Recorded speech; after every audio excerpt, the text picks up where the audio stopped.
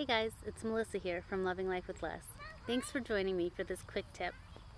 I want to talk to you today a little bit about money.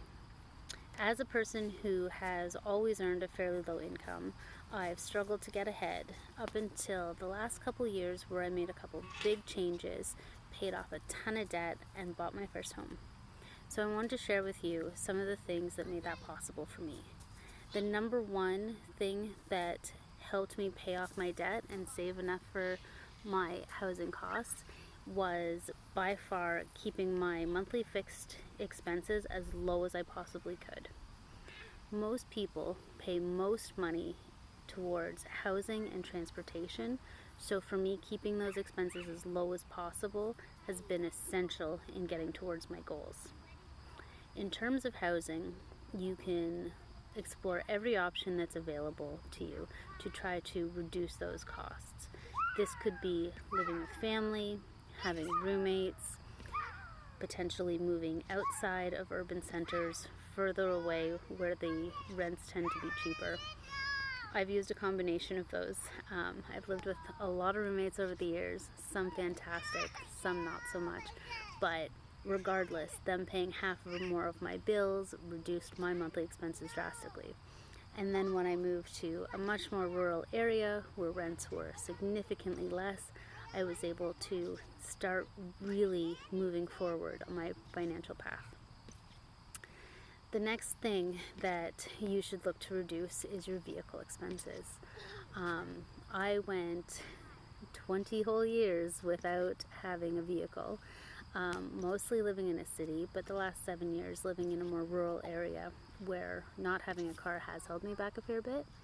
I've used public transit, taxis. I've had some friends and family who help me out when I need to transport things from one location to another.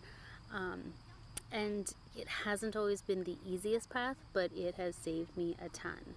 So because I don't have a car payment, I don't have all of those hundreds of dollars leaving my account every month.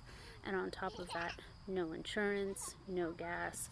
So even the odd time when I took a taxi, it didn't even compare to how much I was saving.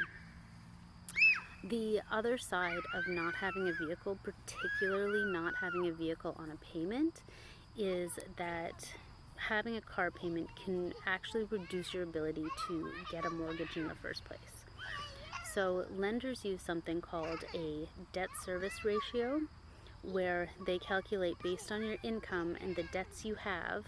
So that can include a car payment, student loan debt, credit cards, anything really. And based on that number, they determine how much you can afford per month for a mortgage. If your car payment is so high that it reduces that number to something that's not practical, that you wouldn't be able to find a house for that price, then you won't get approved for a mortgage. Or at the very least, you'll be approved for a much smaller mortgage than maybe what you were looking for.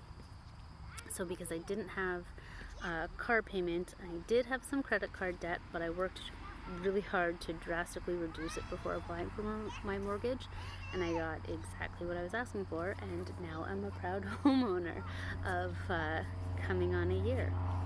So thank you very much for joining me for this quick tip. I hope you check out my blog, lovinglifewithless.ca, and subscribe for more, and hopefully we'll see you very soon. Thank you.